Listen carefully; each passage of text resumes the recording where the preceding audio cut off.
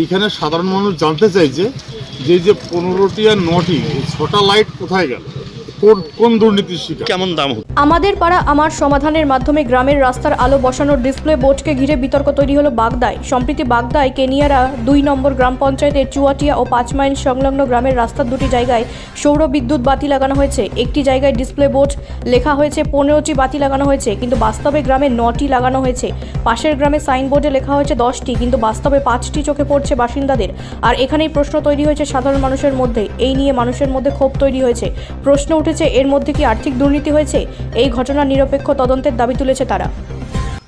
এই রাস্তাটাতে 9টা লাইট লাগানো হয়েছে, অথচ বোর্ডে লেখা আছে 15টি। এইখানে সাধারণ মানুষ জানতে চাইছে যে যে 15টি আর 9টি 6টা লাইট কোথায় গেল, কোন দুর্নীতির শিকার। কেমন দাম হতে পারে এটা? এবার ধরুন সরকারি রেটে আছে, আমাদের প্রথম বলা হয়েছিল 28,500, এখন শুনছি একটা লাইট 34,500 করে। লাইটের দাম আমরা জানতে পারছি না, বাট যদি 6টা লাইট হয় তার মিনিমাম ধরুন প্রায় 2 লক্ষ টাকা, তো 34,000 করে হয়। তো এটা কোথায় গেল? 6টা লাইট কোথায় গেল? আমাদের 15টা লাইট লেখা রয়েছে, 9টা আমরা পেয়েছি, বাকি 6টা লাইট। কোন জায়গায় হয়েছে এই ঘটনাটা? এটা চুয়াটিয়া বাজার টু বর্ডার যে রাস্তাটা, ওই রাস্তা বিএসএফ রোড।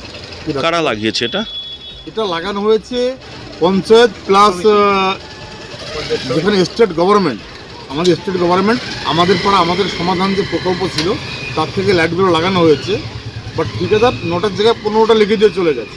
এর দায়ভার কে নেবে? আমরা ভিডিওকে জানতে চাইছি এই 6টা লাইট আমাদের কোথায় গেল। ঠিক, আপনার নামটা বলবেন। আমি তাপস বিশ্বাস, আমার ডেজিগনেশন, আমি মণ্ডলের জেনারেল সেক্রেটারি বিজেপি।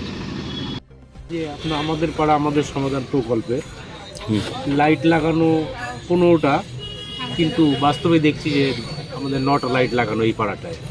আচ্ছা, লেখা 15টা। ওরা মুছে দিয়ে গেছে, কম পঞ্চায়েতের লোক আসে।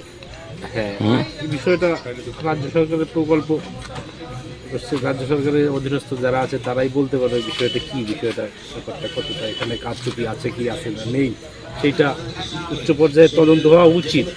আমরা সাধারণ মানুষ এটাই আশা করি যে একটা তদন্ত হয়ে একটা সঠিক জিনিস বেরিয়ে আসুক, যে বাস্তব সত্যটা কি। আছে আমাদের পাড়ায় তো 9টা লাইট আছে। কারা লাগিয়েছে লাইট? লাগিয়েছে তো আমাদের এখানকার মেম্বাররা, তাছাড়া আবার কারা লাগাবে? মেম্বার না, আমাদের পাড়া আমাদের সমাধান। হ্যাঁ সেই তো একদম রাজ্য সরকারের প্রকল্প। আপনারা গুনে দেখেছেন কটা লাইট আছে? হ্যাঁ গুনে দেখা হয়ে গেছে। এটা কবে লাগিয়েছে? 10 দিন মতন হয়েছে। ও, এই এলাকার নাম কি? চুয়াটিয়া উত্তরপাড়া। আপনার নাম? বিশ্বজিৎ কাঞ্জিলাল। আপনাদের পঞ্চায়েতের একাধিক জায়গায় যে লাইটের ডিসপ্লে বোর্ডগুলো লাগানো হয়েছে আমার পাড়ার আমার সমাধানে, কোথাও 15টা লাগানো হয়েছে লেখা আছে, অথচ লাগানো হয়েছে 9টা। কোথাও লেখা হয়েছে 10টা, সেখানে লাগানো হয়েছে 5টা। মানুষ আপনাদের উপর আঙুল তুলছে, বলছে টাকা গেল কোথায়, কোথায় গেল লাইট, কি বলবেন? ব্যাপারটা এটা নয়, ব্যাপারটা হচ্ছে আপনি কথা বলছেন কোনিয়ারা ট্যুর পঞ্চায়েতের কথা, তো ব্যাপারটা হচ্ছে 10 লক্ষ টাকা পাড়ার সমাধানে যে টাকাগুলো দিয়েছে, অ্যাকচুয়ালি এই টাকাগুলো তো আমরা ঠিকভাবে পাইনি।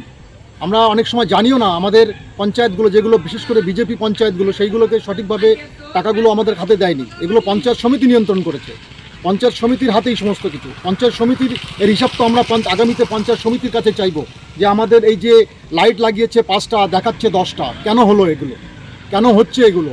মানুষের জবাব চাবে। 26-এ আমরা কিন্তু জবাব চাইব। আমরা পঞ্চায়েত সমিতিতে গিয়ে আমরা প্রয়োজনে ঘেরাও করব, কেন লেখা হলো এরকমভাবে, আর কেন বিভ্রান্ত করা হচ্ছে, কেন আমাদের উপর এই চাপগুলো সৃষ্টি করা হচ্ছে। এটা অ্যাকচুয়ালি একটা চক্রান্ত স্বীকার করছে পঞ্চায়েত, বিশেষ করে বিজেপি পঞ্চায়েত যেগুলো, সেই পঞ্চায়েতগুলো। ঠিক, আপনার নাম এবং পদটা বলুন। আমার নাম প্রণব সরকার, আমি কোনিয়ারা ট্যুর উপপ্রধান। ব্যুরো রিপোর্ট, রাষ্ট্রীয় প্রসার বাংলা।